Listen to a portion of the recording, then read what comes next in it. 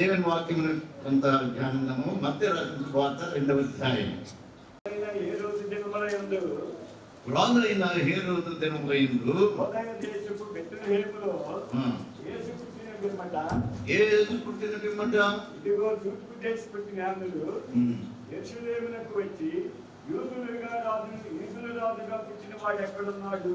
తూర్పు దిక్కున మేము ఆయన నక్షత్రమును చూసి ఆయనను పూజింపవచ్చిందని చెప్పింది. అందుకు వారు యోదయ బెత్లెహేములోనే ఏలయనగా యోదయ దేశపు బెత్లెహేమ, నీవు యోధా ప్రధానులలో ఎంత మాత్రము అల్పమైన దానివి కావు. ఇశ్రాయేలుని నా ప్రజలను పరిపాలించు అధిపతి నీలో నుండి వచ్చును అని ప్రవక్త ద్వారా రాయబడి ఉన్నది. ఈ వాక్య భాగంలో మరి 2వ అధ్యాయంలో మనం చూస్తున్నప్పుడు రాజైన హేరోదు జనములయందు యోదయ దేశపు జ్ఞానులు యెరూషలేమునకు వచ్చి, ఈ వాక్య భాగంలో చూసినప్పుడు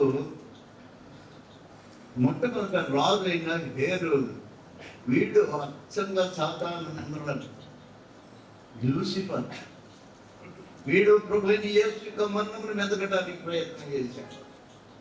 ఈ హేరోదు యూదుల కొరకు ఒక పెద్ద మందిరాన్ని కట్టించాడు. ఎందుకంటే యూదుల మీద అభిప్రాయం కావాలి, మంచి అభిప్రాయం లేదు కాబట్టి వాళ్ళ దగ్గర మంచి పేరు పొందుకోవాలని చెప్పి ఒక పెద్ద దేవాలయం యూదుల కొరకు కట్టించాడు.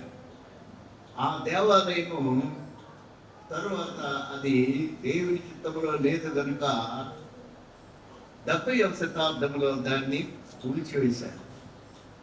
ఇంక అప్పటి నుంచి కూడాను ఇశ్రాయేల్ ప్రజలకు దేవాలయం లేదు. అయితే ఇప్పుడు ఆ దేవాలయం కట్టడానికి శతవిధాల ప్రయత్నం చేస్తూ దానికి కావాల్సినటువంటి మెటీరియల్, రాళ్ళు, తర్వాత దానికి సంబంధించినటువంటి వుడ్, రకరకాలైనటువంటి మెటీరియల్స్ అన్నీ కూడా ఇప్పుడు సంపాదించి పెట్టారు. ఫిలదెల్ఫియా దేశం నుంచి చాలా వరకు వాళ్ళు దిగుమతి చేసుకున్నారు. ఇప్పుడు రెడీగా కట్టడానికి ఉన్నది. కానీ ఇప్పుడు వీళ్ళ యొక్క పోరాటం అంతా ఎక్కడనంటే, ఏ రోజు కంటే ముందుగా మొట్టమొదట టెంపుల్ కట్టినటువంటి వాడు ఎవరంటే సొలొమోను టెంపుల్. ఆ సొలొమోను టెంపుల్ని అష్షూరీయులు, బబిలోనియన్స్ వచ్చి దానిని నాశనం చేసేది. దేవుడు వారి పాపం బట్టి వాళ్ళ దేశంలో వాళ్ళని చెదరగొట్టేశాడు కనుక వాళ్ళు వెళ్ళిపోయారు. అప్పటి నుంచి ఆ దేశంలో వాళ్ళకి దేవుని మందిరం లేదు. ఆ తర్వాత నెహెమ్యా, జెరుబ్బాబెలు, ఆ తర్వాత మరి శాస్త్రి అయినటువంటి ఎజ్రా, వీళ్ళ యొక్క ఆధ్వర్యంలో పడిపోయినటువంటి దేవుని మందిరాన్ని తిరిగి మరలా కట్టారు. ఆ తర్వాత కూడాను మరి తురుష్కులు వచ్చి దాన్ని నాశనం చేసి పడగొట్టారు కనుక ఇప్పుడు ఆ దేవాలయం లేదు. సొలొమోను ఏ దేవాలయమును ఎక్కడ కట్టాడో అదే స్థలంలోనే అబ్రహాము తన కుమారుడైనటువంటి ఇస్సాకును బలిగా అర్పించారు. అక్కడ అంటే ఇస్సాకును అర్పించడానికి తీసుకుని వెళ్ళిన మోరియా కొండ. ఇప్పుడు ఏ స్థలంలో అయితే ఇస్సాకుని అర్పించడానికి మోరియా కొండకు దేవుని ఆజ్ఞ ప్రకారం అబ్రహాం తీసుకుని వెళ్ళాడు. అదే స్థలంలో సొలొమోను దేవాలయమును కట్టినాడు. సొలొమోను కట్టిన దేవాలయమును కూల్చివేశారు. ఆ తరువాత మరి హేరోదు కట్టింది కూడా కూల్చేశారు. 6వ శతాబ్దంలో అనగా ప్రభువైన యేసుక్రీస్తు వారు ఆరోహణం అయిపోయినటువంటి 6 శతాబ్దాలకి 600 సంవత్సరాలకి మరి ముస్లిమ్స్ వచ్చి అక్కడ ఓమర్ అనేటువంటి పెద్ద మసీదును దాన్ని కట్టారు. అలస్కా అని ఒక ప్రక్కన ఇంకొక మసీదు కట్టారు. అది 36 ఎకరాల స్థలం కాబట్టి దేవుని మందిర స్థలం. వీళ్ళందరూ ఇశ్రాయేల్ ప్రజలందరూ ప్రపంచం అంతా చెదిరిపోయినప్పుడు వాళ్ళకి స్థలం లేదు, అనాథులైపోయి ఆయా దేశాల్లోకి తరంబడ్డారు. ఎందుకంటే హిట్లర్ అనేవాడు జర్మనీ దేశంలో 60 లక్షల మంది యూదులను గ్యాస్ ఛాంబర్లో పెట్టేసి తప్పేశారు. చాలా మందిని ఖడ్గంతోనూ తుపాకు తీసుకుని వచ్చి తల వెనుక భాగాన్ని షూట్ చేసేటప్పటికి ఆ తల దెబ్బ ఎగిరి చచ్చిపోయారు చాలా మంది, లక్షల మంది, వేల మంది మాసక్రియలు అనమాట. అలాంటి సమయంలో మరి యూదులకు దేవుని మందిరం లేదు, ఇప్పుడు దేవుని మందిరం కావాలి. ఆనాడు మోషేతో యెహోవా దేవుడు ఏం చెప్పాడంటే, నేను మీ మధ్య నివసించినట్లు మీరు నాకు ఒక ప్రత్యక్ష గుడార మందిరమును నిర్మించాలి అన్నాడు. I will come and dwell among you people. That's why you built a temple for me. I will come and live with you only. I love you very much, my dear people. అని ఇశ్రాయేలు ప్రజలను ప్రేమించిన ప్రియమైన ప్రజలారా, మిమ్మల్ని నేను ప్రేమిస్తూ ఉన్నాను కనుక నేను మీ మధ్యకు వచ్చి జీవించడానికి నాకు ఒక మంచి మందిరం కట్టాను. అప్పుడు కట్టారు. తర్వాత సొలొమోను మొట్టమొదట దావీదు కడతాడంటే, వద్దు నువ్వు కట్టొద్దు, నీ కుమారుడు కడతాడు, ఎందుకంటే నువ్వు విస్తారమైన రక్తమే చెందించేవి కనుక నేను నా మందిరం కట్టడానికి వీలు లేదని చెప్పి నీ కుమారుడిని సొలొమోను కడతాడని చెప్పి సొలొమోను చేత దేవుని మందిరాన్ని కట్టబడి అది కూలిపోయింది. ఆ తర్వాత మళ్ళా కట్టారు, అదే కూలిపోయింది. తర్వాత మళ్ళా హేరోదు కట్టాడు. ఆ హేరోదు యొక్క కట్టడంలో రాయికి మధ్య బంగారం పొదిగించాడు. చాలా సౌందర్యమైనది, వెరీ ఎక్స్పెన్సివ్, చాలా ఖరీదైనటువంటి దేవుని మందిరాన్ని కట్టాడు. కానీ ఆ మందిరము యూదుల యొక్క ప్రాపకం సంపాదించుకోవడానికి యూదయ దేశం అంతా వాళ్ళు పరిపాలిస్తున్నటువంటి వాడు హేరోదు చాలా దుర్మార్గుడు, మామూలుడు కాదు. అయితే మొట్టమొదటిసారిగా వాడు ఏం చేశాడని అంటే, ఈ యూదా దేశపు రాజు చూడండి, ఇక్కడ మొదటి జనం రాజు హేరోదు ఎందు యూదయ దేశపు బెత్లెహేములో యేసు పుట్టెనని ఏమంట తూర్పు దేశపు జ్ఞానులు వచ్చాడు. వీడు అప్పుడు పరిపాలిస్తున్నటువంటి హేరోదు. వీడు ఏదోమీయుడు, తల్లి యూదురాలు, ఎంత హాఫ్ జ్యూ అని అంటారు. ఏంటి వీళ్ళు మహాపాతకమైన దుర్మార్గంలో నెంబర్ అన్నాడు. అప్పుడు చాలా మంది యూదులను చంపించేశారు. అదే సమయంలో ఈ ఎంతమంది పిల్లలు అంటే చంటి పిల్లల్ని యేసు ప్రభు కాలంలో ఆయన ఇక్కడ చంపించాడు. చూడండి, ఇప్పుడు ఉంది, ఎంతమంది చంపించాడు?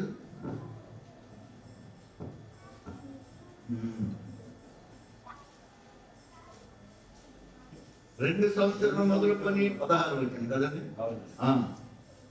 ఆ జ్ఞానులు తను అపహసించడని హేరోదు గ్రహించి బహు ఆగ్రహం తెచ్చుకొని తాను జ్ఞానుల వలన వివరముగా తెలుసుకున్న కాలమును బట్టి బెత్లెహేములోను దాని సకల ప్రాంతములోను 2 సంవత్సరములు మొదలుకొని తక్కువ వయసు గల మగపిల్లలందరినీ వధించెను. ఇశ్రాయేలు ప్రజలు ఈ యొక్క ప్రవచనము ఎక్కడుందంటే ఇర్మియా గ్రంథము 31వ అధ్యాయము 15వ వాక్యం చదవండి.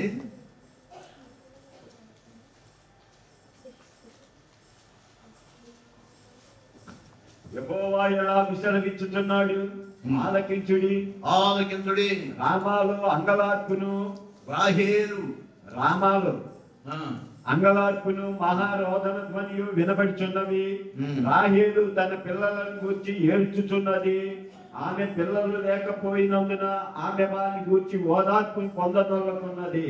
ఇక్కడ ప్రవచనం చెప్తూ ఉన్నాడు, ఇర్మియా ప్రవచిస్తున్నాడు. రాబోయే దినముల్లో క్రీస్తు ప్రభువు యొక్క జన్మస్థానం వద్ద యూదులకు గొప్ప హింస రానయ్యున్నది. అక్కడ ఉన్నటువంటి ఆ 2 సంవత్సరముల వయసు మొదలుకొని ఉన్న వయసు గల మగ పిల్లలందరినీ కూడాను వాడు చంపించేశాడు. అంత దుర్మార్గుడు. వాడికి 3 కొడుకులు ఉన్నారు. ఈ 3 కొడుకుల్లో 3 ప్రాంతాల్లో కూడాను వాళ్ళు యూదయ, సమరయ, ఆ చుట్టుపక్కల ప్రాంతాలన్నీ కూడాను వాళ్ళు తిబిరియా అనగా టైబేరియస్ అని అంటారు. యూసస్, టైబేరియస్ వాళ్ళ జూయన్ ఫ్యామిలీ. జూవియన్ ఫ్యామిలీ అనగా ఆగస్టస్, వీళ్ళు రోమీలు. వాళ్ళు అపాయింట్ చేసినటువంటి రాజులు వీళ్ళు. వాళ్ళని ప్రొక్యూరేటర్స్ అంటారు. ప్రొక్యూరేటర్స్ అంటే ఆయా ప్రాంతములకు వాళ్ళు అజమాయిషి ఈ రోమా గవర్నమెంట్కి తెలియచేయాలి. అలాంటి సమయంలో ఈ హేరోదు రాజుగా ఉన్నాడు. వీడు ఆర్కిటెక్ట్లో చాలా తెలివైన వాడు, బ్రహ్మాండమైన ఇంజనీర్ వాడు. తాను కట్టించిన కట్టడాలన్నీ కూడా అతనికి అందంగా లేకపోతే కోల్చేసేవాడు. కోట్ల డబ్బును ఖర్చు పెట్టి రాజభవనాలు, తర్వాత మందిరాలు కట్టి దాంతో పాటు యూదులను తిరుగుబాటు లేకుండా తన వశం చేసుకోవడానికి ఒక పెద్ద మందిరం కట్టాడు. తరువాత కుమారులు వచ్చారు. అదంతా ఎలాంటి సంతానం అని అంటే భయంకరమైనటువంటి సాతాను పుట్టినటువంటి సర్ప సంతానం. ఇక ముగ్గురు కొడుకులు వచ్చారు. ఈ ముగ్గురు కొడుకుల్లో ఆయా 3 ప్రాంతాలకి కూడాను ఇతరు చనిపోయిన తర్వాత ఆ 3 ప్రాంతాలకి కూడాను వాళ్ళు ఏరుతూ ఉన్నారు. వీళ్ళు మొట్టమొదట ఎవరంటే భక్తుడైనటువంటి యోహాను, బాప్తిసమిచ్చు యోహాను తల నరికించాడు. ఆ సంగతి మనకు తెలుసు కదండి. వాడు మొట్టమొదట ఇంకోటి యొక్క మరి మనవాళ్ళు ఒకడు ఈయన్ని అక్కడ చంపడానికి 12వ అధ్యాయం అపోస్తలుల కార్యం 12:1.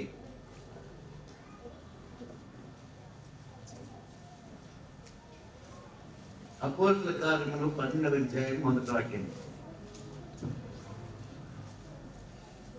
దాదాపు అదే కాలమందు రాజైన హేరోదు సంగపు వారిలో కొందరిని బాధ పెట్టుటకు బలత్కారంగా పట్టుకొని యోహాను సోదరుడైన యాకోబును ఖడ్గంతో చంపించెను.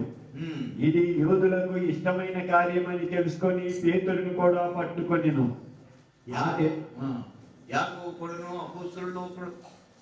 ఈ సమయంలో ఆయన్ను పట్టుకొని వీడు ఏం చేశాడంటే యూదులకు ఇష్టంగా ఉంటుందని చెప్పి ఆయన ఖడ్గంతో చంపించాడు. పేతురు అదే సమయంలో కూడాను చెరలో వేయబడుతూ చూస్తూ ఉన్నాం.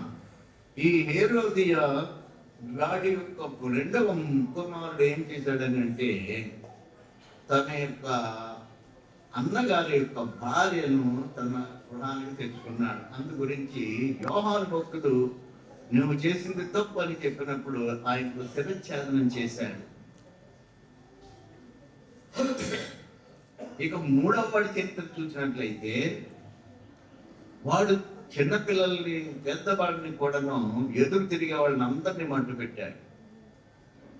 సరిగ్గా యేసు ప్రభు వారు ఈ హేరోదు సమయంలో జన్మించాడు కనుక వాడు సాతానుడు ఎక్కడ రాజుగా పుట్టాడో నాకంటే గొప్పవాడు ఎవరున్నాడని చెప్పి ఆనాడు ఏదేను తోటలో వసూలు చేసుకున్నటువంటి భూమినంతా కూడా ఏలడానికి నాకంటే గొప్పవాడు ఎవడు లేడు, నేనే జయించేదనేటువంటి దురుద్దేశంతో ప్రారంభించాడు.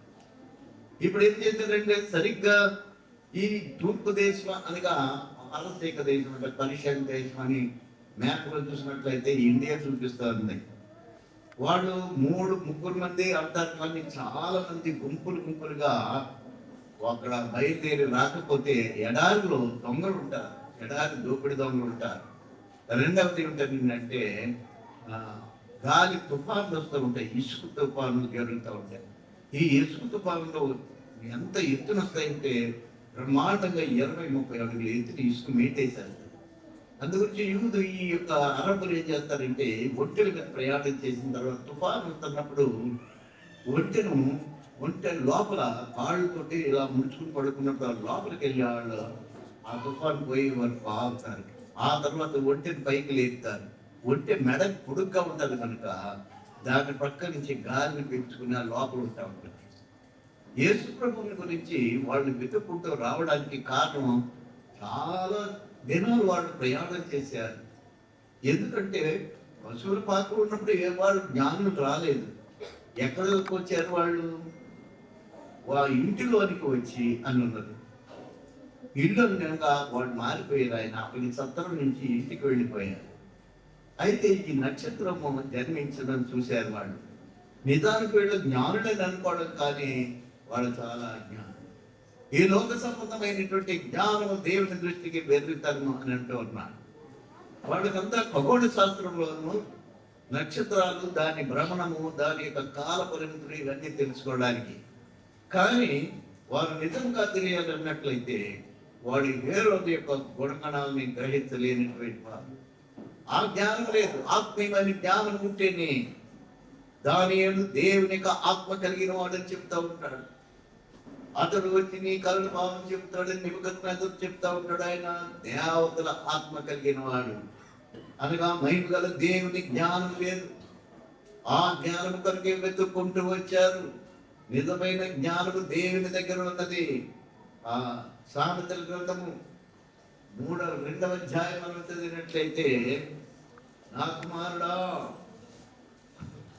కుమారుడా నీవు నా మాటలను అంగీకరించి ఆ నా ఆజ్ఞలను నీ యొద్ద దాచుకుని నేడలా జ్ఞానమునకు నీ చెవి యొగ్గిన హృదయపూర్వకంగా వివేచనను అభ్యసించిన ఎడల, తెలివికై మొరపెట్టిన ఎడల, వివేచనకై మనవ చేసిన ఎడల, వెండిని వెతికినట్లు దాన్ని వెతికిన ఎడల, దాచబడిన ధనమును వెతికినట్లు దాన్ని వెతికిన ఎడల, యెహోవా యందు భయభక్తులు కలిగి ఉండుట ఎట్టిదో నీవు గ్రహించెదవు. చెప్పండమ్మా, మళ్ళీ చదవండి. నా కుమారుడా, నా కుమారుడు అనగా దేవుని బిడ్డలారా, నా కుమారులారా, మీకు జ్ఞానం లేదు. పైకి మేము జ్ఞానులని చెప్పుకుని ఆ జ్ఞానుడు దేవుని వాక్యం చెప్తూ ఉన్నది. జ్ఞానములు కాదు ఆనుకుంటున్నటువంటి పరలోకపు తండ్రి ఎవరికెన్నో జ్ఞానం తక్కువగా ఉండేలా యాకోబు పత్రికలో చదువున్నాయా?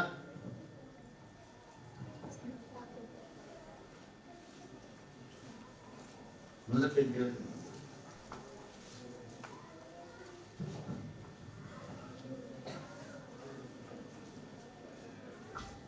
మీలో ఎవరికైనా జ్ఞానము కొదువుగా ఉన్న ఎడల, మీలో ఎవరికైనా జ్ఞానం కొదువుగా ఉన్న ఎడల అతడు దేవుని అడగవలెను. అప్పుడు అది అతనికి అనుగ్రహింపబడును. అప్పుడు అతడు దేవుని ఇస్తాడు. వీళ్ళ జ్ఞానం ఎత్తుకోవడానికి వచ్చారు. నిజమైన జ్ఞానం ఇప్పుడు కావాలి మాకు. ఖగోళ శాస్త్ర జ్ఞానం కాదు, లోక సంబంధమైన జ్ఞానం కాదు. మరి అనేకమైన యంత్రాలు కనిపెట్టడం కానీ, ఎలక్ట్రానిక్స్ సిస్టమ్ కనిపెట్టడం కానీ లేకపోయినట్లయితే, మరి చంద్రమండలం యొక్క యానం కావలసినటువంటి ఎక్విప్మెంట్ కనిపెట్టడం కానీ మహా గొప్ప జ్ఞానమే. కానీ ఆ జ్ఞానం అంతా కూడా ఈ లోక జ్ఞానం పరలోకానికి తీసుకుని పోతుంది. ఈ లోకంలో మానవుని యొక్క సౌభాగ్యం కొరకు కనిపెట్టబడినటువంటి దేవుని జ్ఞానమే, కానీ అది దేవుని పరలోక జ్ఞానం కానే కాదు. నీవు పరలోక జ్ఞానం అయినట్లయితే దానియేలు లాంటి జ్ఞానం కలవాడై ఉండాలి. దానియేలు ఉంటాడు చంద్రుడు. అయ్యా, అతడు దేవతల ఆత్మ కలిగినటువంటి వాడు, మామూలు కాదు. నీ హృదయంలో ఏమున్నదో తెలుసుగా. దేవుని వాక్యం ఉన్నది. మానవుని యొక్క హృదయంలో ఒకడికి ఏమున్నదో ఇంకొకడికి తెలియదు. దాన్ని దేవునికి తప్ప ఇంకెవరికి తెలియదు. కాబట్టి హృదయాన్ని పరిశోధించే మహిమ గల దేవుని యొక్క జ్ఞానం కావాలి. కనుక ఈ జ్ఞానంలో ప్రయాసపడి 2 సంవత్సరాలు ప్రయాణం చేసి ఉండవచ్చని, ఈ 2 ఏళ్ళు కూడాను వాళ్ళు ఇంటికి వచ్చినప్పుడు ఆ స్థలాన్ని దర్శించినప్పటికే 2 సంవత్సరాలు. ఈ 2 సంవత్సరాలు కూడా నేను అనుకుంటాను ప్రయాణం చేసి చేసి అరటి మార్గం పడి రావడానికి వాడికి దారి తెలియదు. పూర్వకాలంలో ఆకాశంలో 3 చుక్కలు కనపడి అవి గొల్లకావిడనేవారి ద్వారా. వాటిని చూస్తే ఈ నేవిగేటర్స్ అనగా సముద్రయానం చేసేవాళ్ళు, ఎడారిలో ప్రయాణం చేసేవాళ్ళు ఆ చుక్కలను చూసి ఏ సమయంలో ఆ చుక్కలు దిగుతాయో, ఎక్కడ దిగుతాయో, ఏ దేశంలోకి పొంగుతాయో చూసుకుంటారు. ఆ విధంగా వాళ్ళకి ఆకాశంలో గుర్తులను దేవుడు పెట్టాడు, చుక్కలను అందుకే నిర్మించాడు. వాటిని చూసుకుంటూ ప్రయాణం సాగించాలన్నమాట. దేవుని వాక్యంలో ఆది కాండంలో ఉన్నది. ఎందుకు సృష్టించాడు అక్కడ చూడండి. నెలలు మొదటి అధ్యాయంలో ఉంటుంది.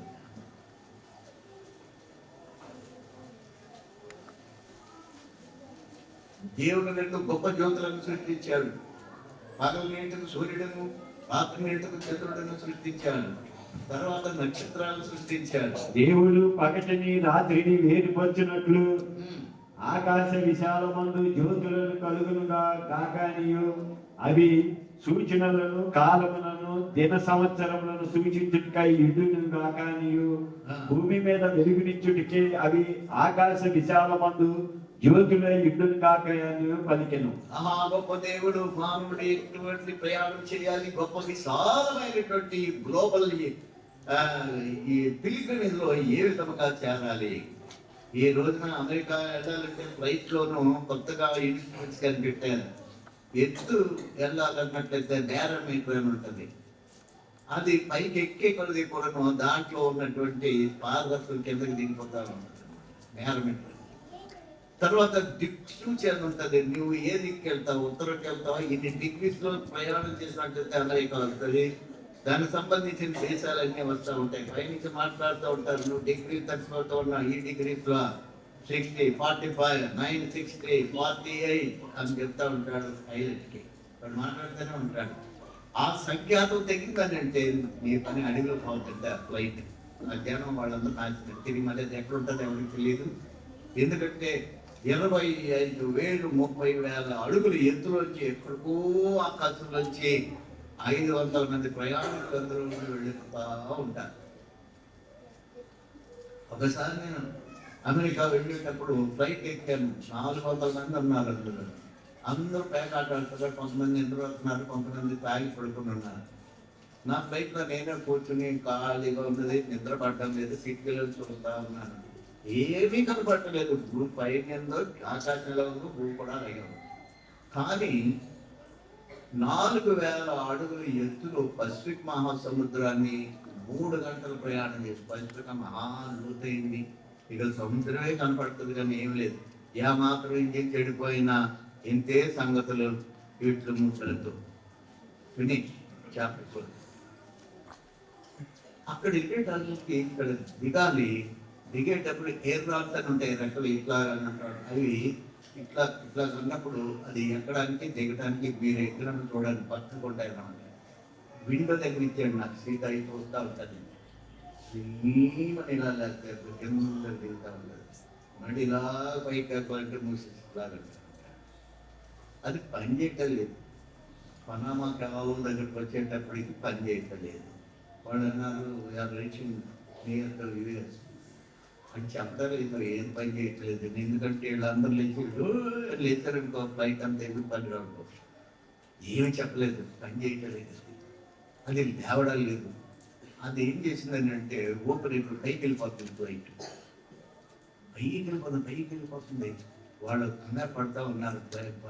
అందరూ అంటే నిద్రపోతా ఉన్నారు. నిద్రపోతే వాళ్ళకు గుసగుసలాడుతూ ఎయిర్ రన్స్ ఇలా అయిపోయిందని పైకి వెళ్ళిపోతుంది ఫ్లైట్, కిందకి రావట్లేదు. 20 మైళ్ళు పైకి వెళ్ళిపోయిన తర్వాత గాలి తక్కువైపోతూ ఉంటుంది కనుక ఊపిరి తిరగనట్టు ఆయాసపడతా ఉంటాను. అప్పుడు ప్రార్థన చేశాను.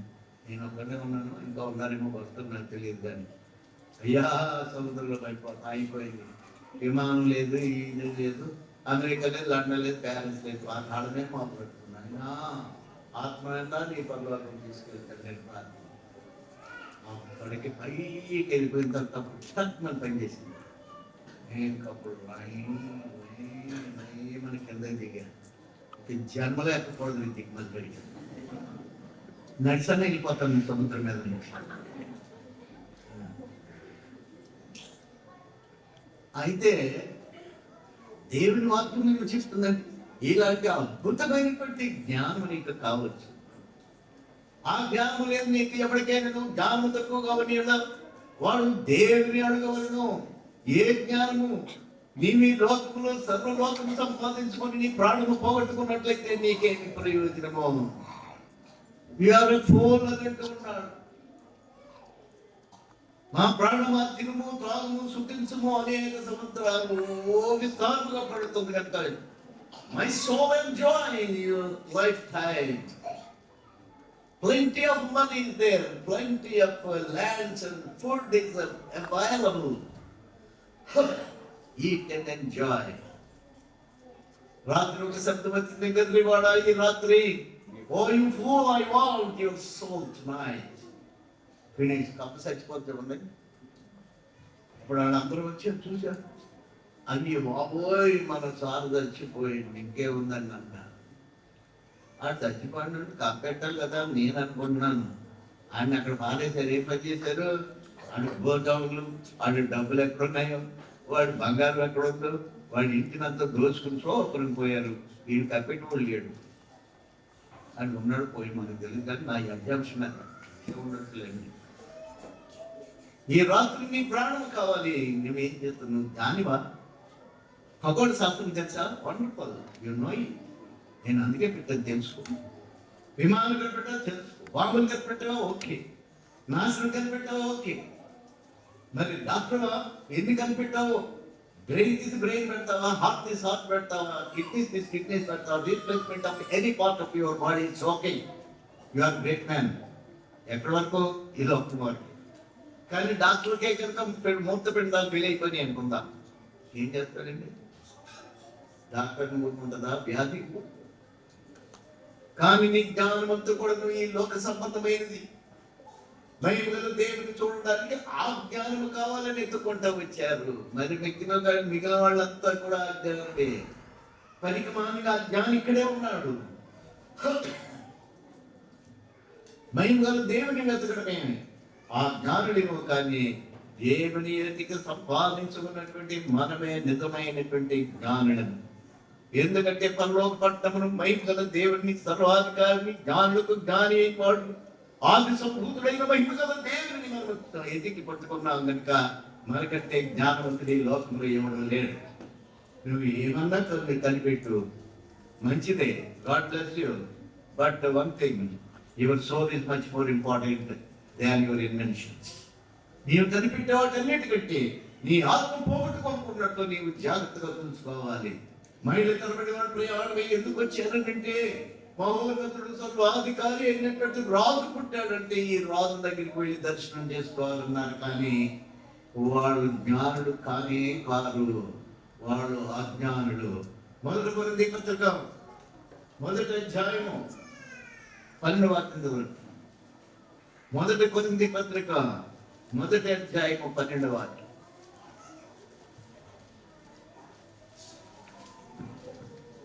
మీలో ఒకడు నేను పౌలు వాడను, ఒకడు నేను అపోల్లో వాడను, మరి ఒకడు నేను కేఫా వాడను, ఇంకొకడు నేను క్రీస్తు వాడనని చెప్పుకొనుచున్నారని నా తాత్పర్యము. క్రీస్తుకు విభజింపబడి ఉన్నాడా? పౌలు మీ కొరకు సిలువ వేయబడిన జ్ఞాని ఏమైను? మొదటి కొరింథీ పత్రిక 1వ అధ్యాయము 19. జ్ఞాని ఏమాయను? జ్ఞాని ఏమైను? శాస్త్రి ఏమాయను?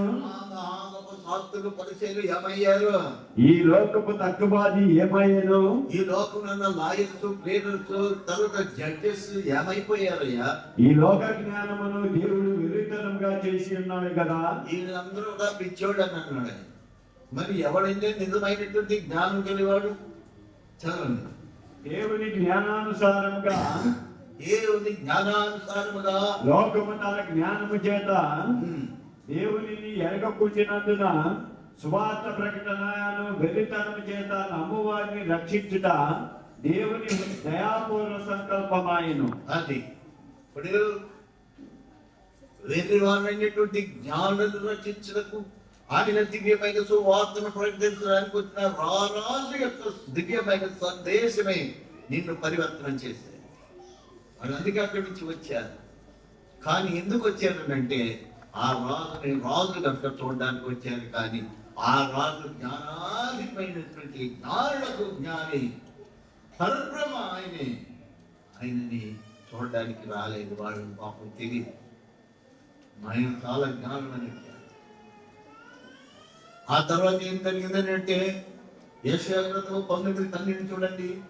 దొరికిన నీ జ్ఞానులు ఏమైరి?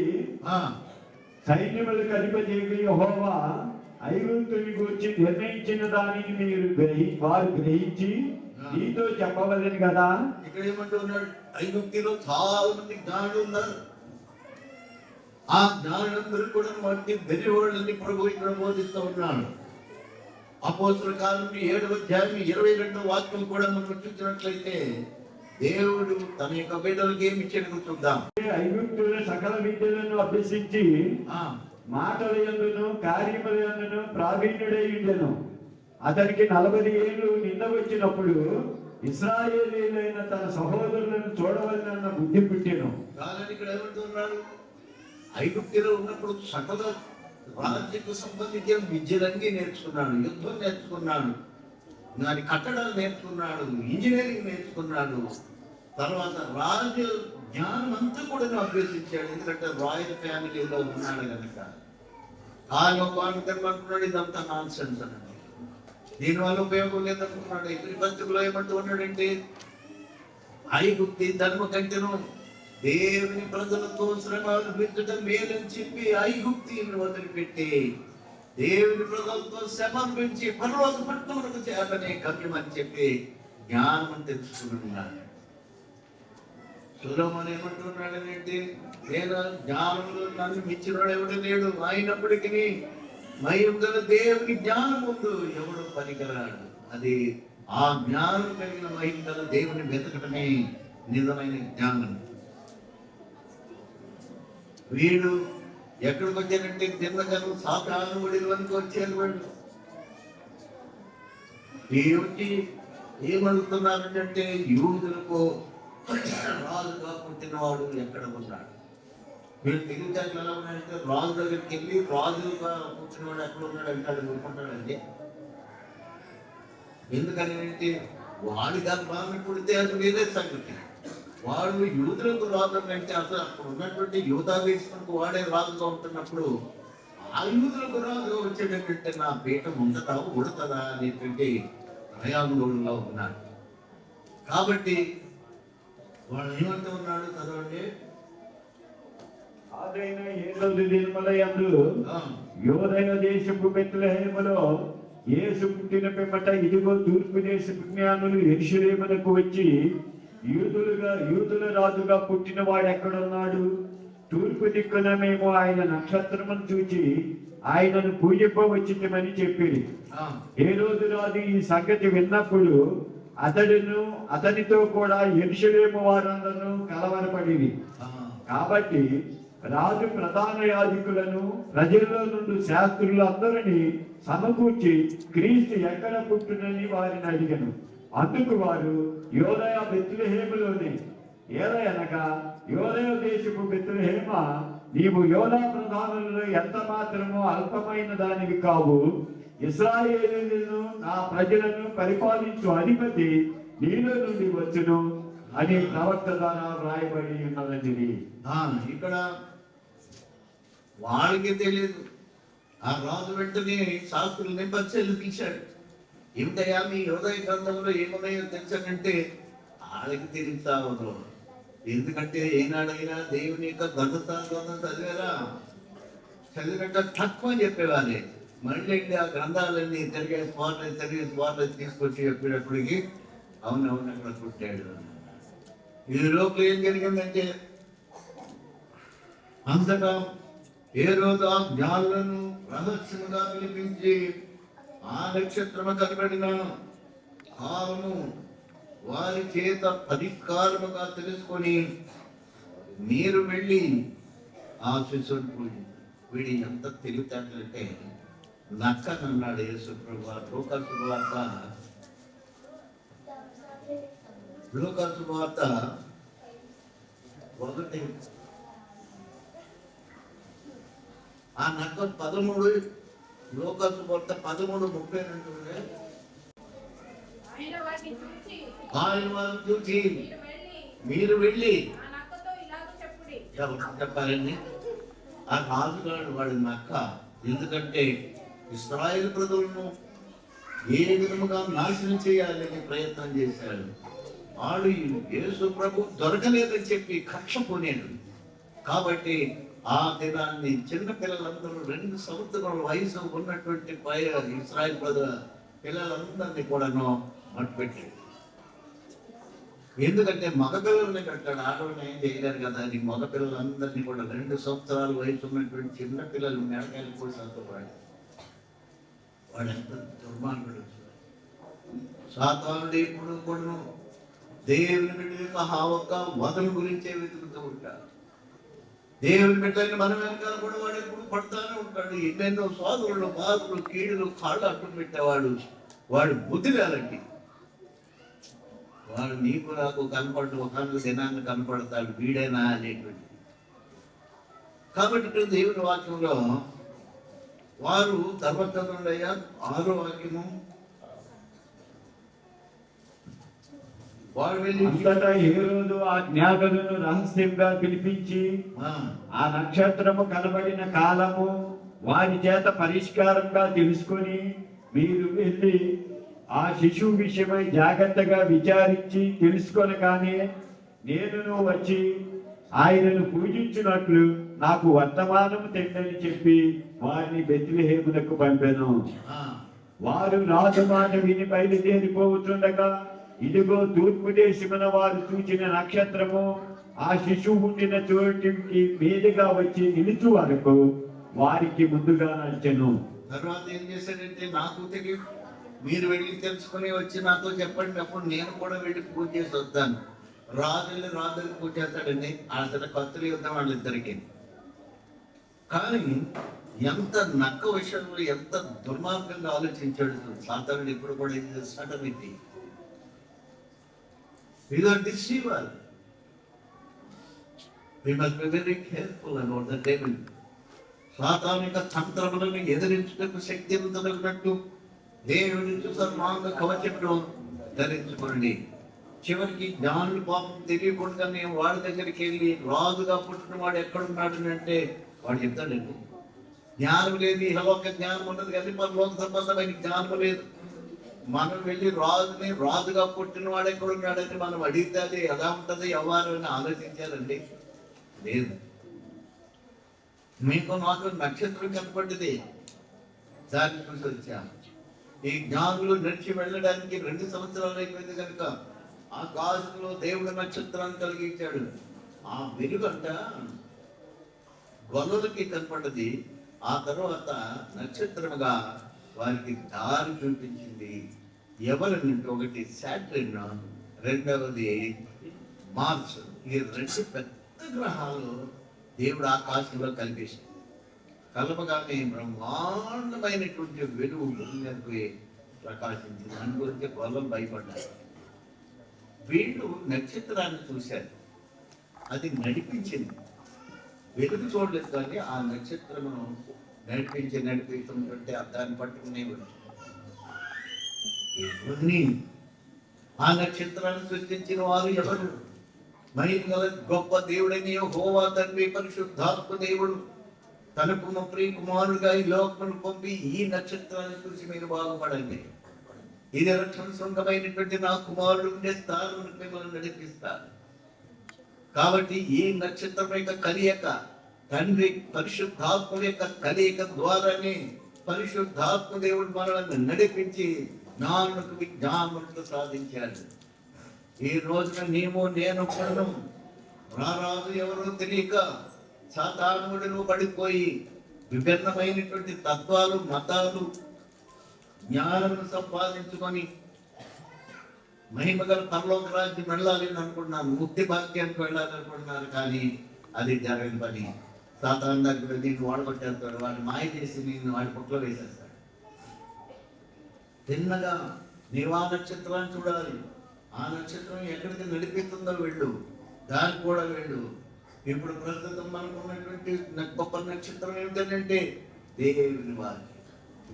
నీవెక్కడ వెళ్ళాలో చెప్తుంది, నువ్వేమై ఉండాలో చెప్తుంది, నీవు ఎలా ఉండాలో చెప్తుంది, నీవే స్థితిలో ఉండాలో చెప్తుంది.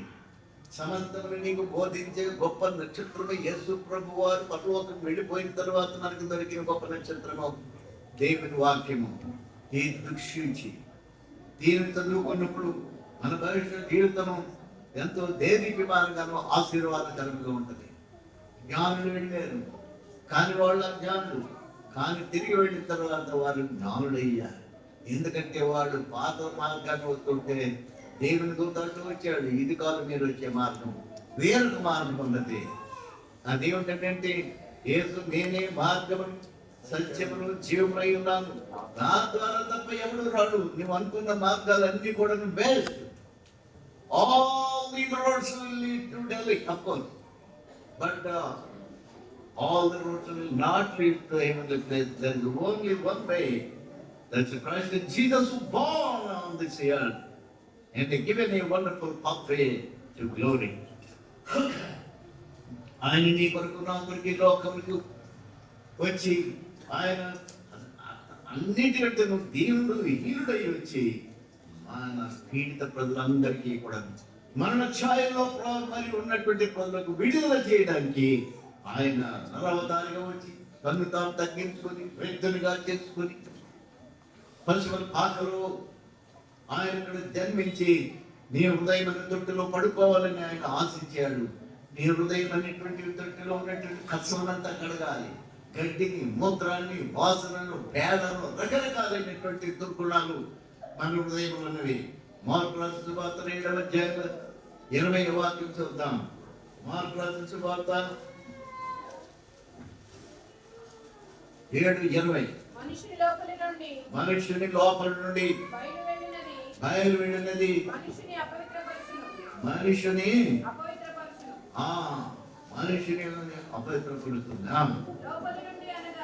లోపల నుండి అనగా మనిషి హృదయంలో నుండి దురాలోచనలు, జాగ్రత్తలు, దొంగతనము, నరహత్యలు, వ్యభిచారములు, లోపములను, చెడుతనమును, కృత్రిమమును, కామకారమును, మద్దరును, దేవదూషణయు, అహంభావమును, అవివేకమును, ఈ చెడ్డవన్నీ ఈ చెట్టు ఈ కసం అంతా కూడా లోపల నుండి బయట వెళ్ళి ఇప్పుడు ఆయన పడుకోవాల్సింది నీ హృదయం అనే దృష్టిలో పడుకోవాలి. నా కుమారుడా నీ హృదయం నాకేమో, నా కుమారుడా నేను జ్ఞానం తెలుసుకోవాలని ఆయన అని చెప్తూ ఉన్నాడు. సామెత గ్రంథం 2వ అధ్యాయం చూడండి. నీవు నాకు మాటలను అంగీకరించి నీ యొద్ద దాచుకుని ఎడల జ్ఞానమునకు నీవు చెవియొగ్గి హృదయపూర్వకముగా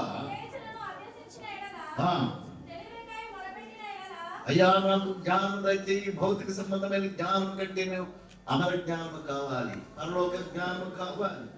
పరలోక జ్ఞానం ప్రభు యేసు క్రీస్తు మనకు దొరకడానికి ఆ నక్షత్రము ఈనాడు మనకు వదిలిపెట్టి వెళ్ళాడు. దీన్ని బాగా చదువుకొని ఎక్కడికి వెళ్ళాలి, ఏ స్థితిలో ఉండాలి, ఎక్కడ నీ యొక్క నివాసము, ఏ స్థానం మనకు పర్మనెంట్ అనేది బోధించేది బైబిల్ దేవుని యొక్క వాక్యం అనేటువంటి నక్షత్రము. యోహాను సువార్త 1వ అధ్యాయం అంటూ ఉన్నాడు. ఈ వాక్యం కథలో కొద్దిగా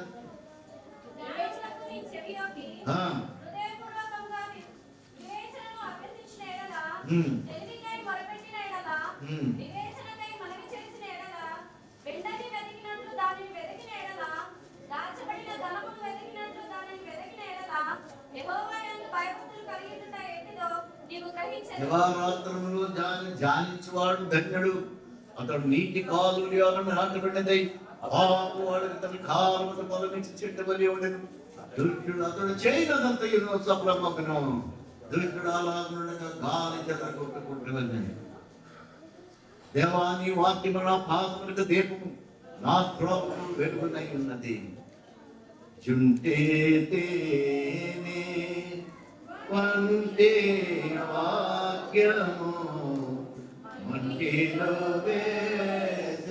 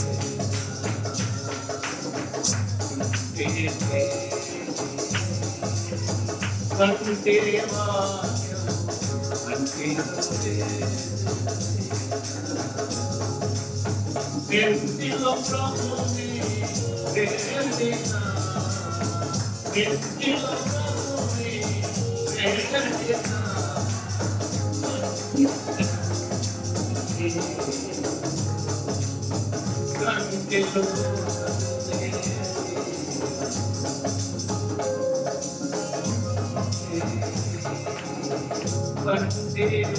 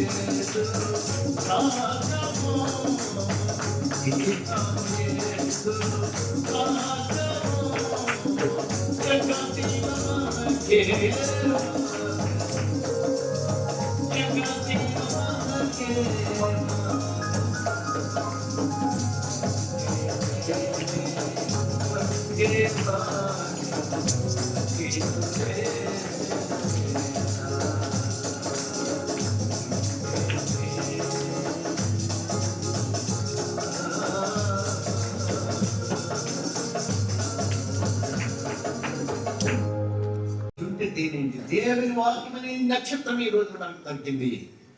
జ్ఞానం వెళ్ళిపోయారు, నక్షత్రం వెళ్ళిపోయింది, శిశువు వెళ్ళిపోయాడు. ఎవరికి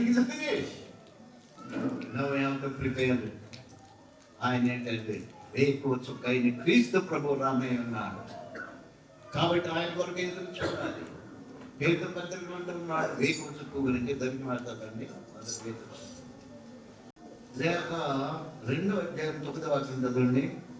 అయితే మీరు చీకటిలో నుండి ఆశ్చర్యకరమైన తన వెలుగులోనికి మిమ్మును పిలిచిన వాని గుణాతిశయములను ప్రచురింప చేయ నిమిత్తము ఏర్పరచబడిన వంశమును రాజులైన యాజక సమూహమును పరిశుద్ధ జనమును దేవుని సొత్తైన ప్రజలై ఉన్నారు. ఉన్నాడండి. అయితే మీరు చీకటిలో నుండి ఆశ్చర్యకరమైన ఎక్కడ ఉన్నావు నీవు? మరణ ఛాయలోను చీకటిలోను గోదాడుతూ ఉన్నటువంటి తారాడుతున్నటువంటి ప్రధాని మనకు వీరతని కలిగించడానికి ఆయన కావాల్సిన దైవం కలిగించిన గొప్ప జ్యోతి మన ప్రభు అయిన యేసు క్రీస్తు. ఈ జ్యోతి ఆనాడు ఆ జ్ఞానులకు ప్రకాశించి వెళ్ళిపోయింది. కానీ ఏనాడు జ్యోతి ఆకాశంలో కాదు, ప్రతి ఇంట కూడా వెలిగిస్తూ ఉన్నది. ఆయన ఏమంటా ఉన్నాడు?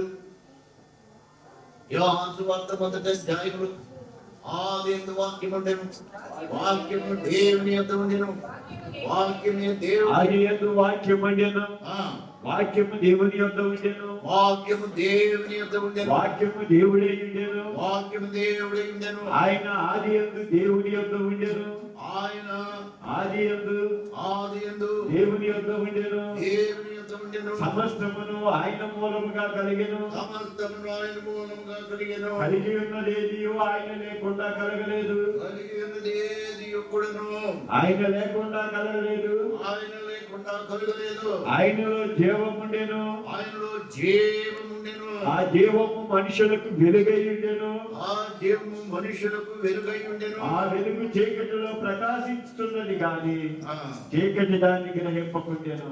అంటే ట్రాజెడీ. ఇప్పుడు అనుకోకుండా దేవుని వాక్యం అనేటువంటి మహాప్రభు యేసు క్రీస్తు ప్రకాశించే shining like a emerald throughout the world. He is giving a wonderful light that you may come and worship the Lord. అజ్ఞానులైనటువంటి మనము జ్ఞానులుగా చేశాడు కనుక ఈ జ్ఞాన సమూహము ఇప్పుడు ఎక్కడికి రావాలంటే ఆయన ఎక్కడ ఉన్నాడు అక్కడికి రావాలి. ఎక్కడ ఉన్నాడంటే ఆయన దివ్యమైన వాక్యములో ఉన్నాడు.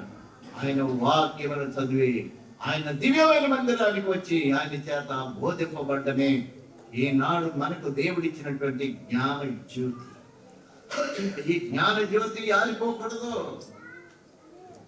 జ్ఞానులు వెళ్ళిపోయారు, పూజించారు, వెళ్ళిపోయారు. కానీ మనం ఇంకా పూజిస్తూనే ఉండాలి. ఎందుకంటే ఆయన వచ్చే వరకు కూడా పరలోకమునకు మార్గదర్శిగా ఆయన తన దివ్యమైన వాక్కును మనకి ఇచ్చాడు. ఆ వాక్యమే శరీరధారి సత్య సంపూర్ణగా మన మధ్య నివసిస్తూ ఉన్నాడు. ఆయన ఇక్కడ చీకటిలో ప్రకాశిస్తున్నది, కానీ జనులు ఆయనను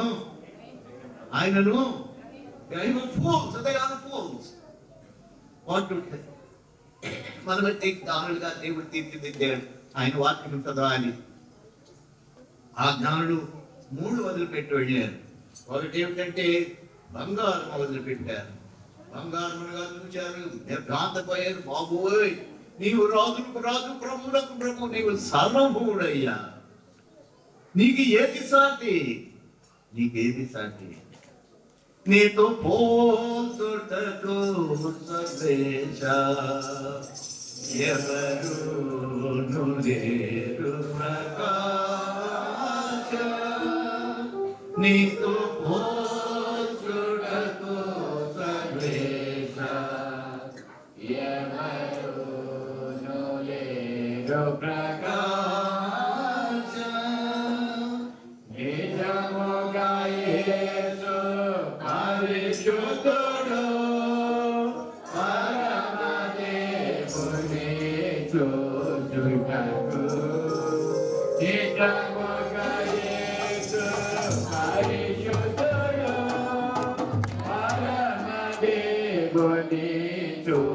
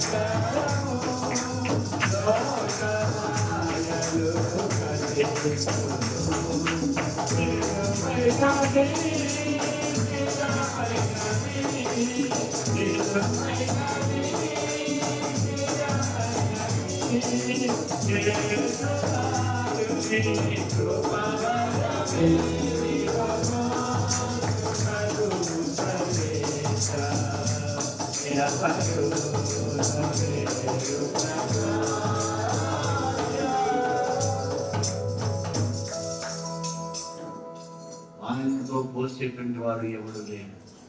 ఆ రక్షకుడు ఈ లోకములకు వచ్చి మన కొరకు తన ప్రాణాలు ఇచ్చేవి అన్ని సిద్ధం చేసి ఆయన వెళ్ళిపోయేటప్పుడు, నేనే మార్గము సత్యం జీవనైనా, నా ద్వారా తప్ప ఎవడు తండ్రి యొద్దకు వెళ్ళడానికి వేయలేదు, నా ద్వారా రావాలన్నట్లయితే నీకు ఒక జ్యోతిని ఇక్కడ పెట్టాను, ఈ వెలుగులో నుంచి నువ్వు రావాలి. ఆ వెలుగు చీకటిలో ప్రకాశించుతున్నది. కానీ వారి క్రియలు చెడ్డమైనందున చీకటిని ప్రేమించింది, కానీ వెలుగులోనికి రాలేదు. They are evil people. Their hearts are very wicked. They cannot come to the light of the light. Christ has given a wonderful light today for us. The word of God, every time and every minute we have to contemplate upon the word of God. Read day and night, and prepare yourselves to meet the Lord who is going to come shortly. He's coming soon. He's no more coming as a child, but he is coming as a roaring lion. He is a goat. ఆయన కోతమ సింహం వలె రానై ఉన్నాడు. దేవుని బిడ్డలైన మనము జాగ్రత్త కలిగి నిజమైన జ్ఞానము, పరలోక జ్ఞానము, దానియేలు పొందినటువంటి జ్ఞానము మనము దేవుని యొద్ద అడిగినట్లయితే ఆ జ్ఞానం మనకి ఇస్తాడు. ఏమి జ్ఞానం అంటే వస్తువాహనాలు కనిపెట్టడం కాదు, కానీ ప్రతి దానిలో కూడా జ్ఞానం ఇస్తాడు. యెహోవా యందు భయభక్తులు కలిగి ఉండుట జ్ఞానములకే మూలము. ఇక్కడ ఒక చిన్న జక్కయ్య ఇంటికి రక్షణ వచ్చినది నీ కీర్తన ఎవరికన్నా వస్తుంది.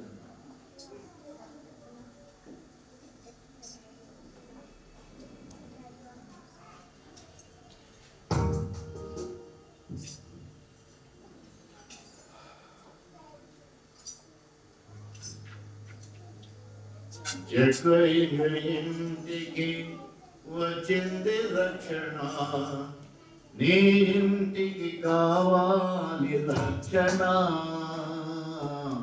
నీ ఇంటికి కావాలి రక్షణ. జక్కయ్య ఇంటికి వచ్చింది రక్షణ, నీ ఇంటికి కావాలి రక్షణ, నీ ఇంటికి కావాలి రక్షణ. అలాగే మేము మాట్లాడుతున్నాం.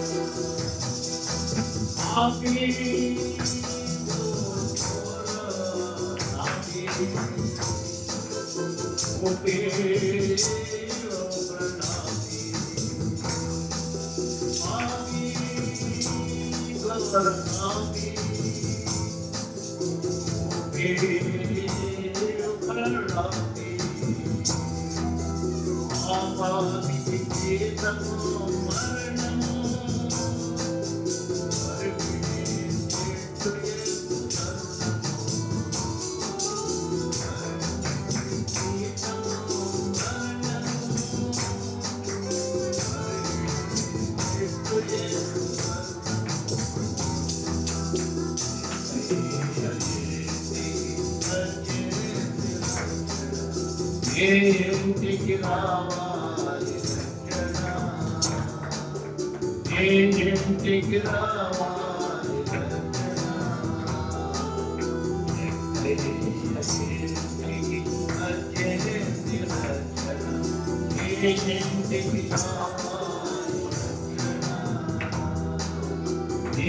ఇంటికి రావాలి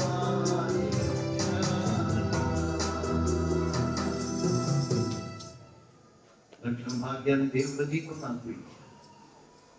ఆ తారను మధ్య పెట్టకూడదు.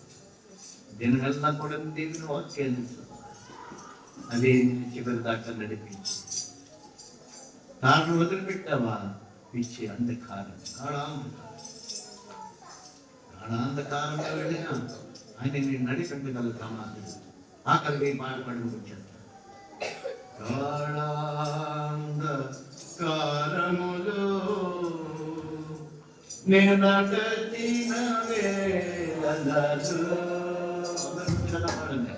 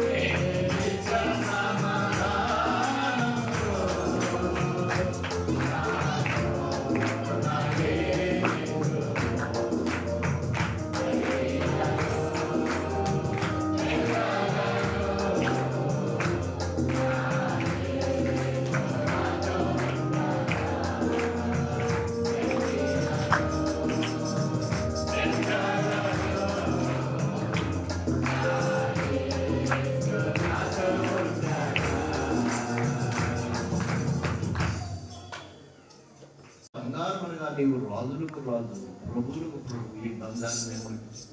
పరలోకమంతా కూడా నువ్వు బంగారంతో తెప్పదగబడింది. ఆ మహా గొప్ప రాజుకి బంగారం లెక్క, వెండి లెక్క, వెలగల రాళ్ళ అన్నీ కూడా నీ భూమిలోనే పెట్టి మానవుడిని ఆయన అనుభవించాలంటే మనం వెళ్ళేది ఆయన నూతన యెరూషలేము అనే పట్టణం. అది బంగారంతో, రత్నములతో, భూమికాలతో శ్రేష్టమైన దేవుడు సృష్టించినటువంటి అతి శ్రేష్టమైనటువంటి ఆ పర్వత పట్టణంలోకి ప్రవేశించడానికి ఈ తారను వదిలిపెట్టారు.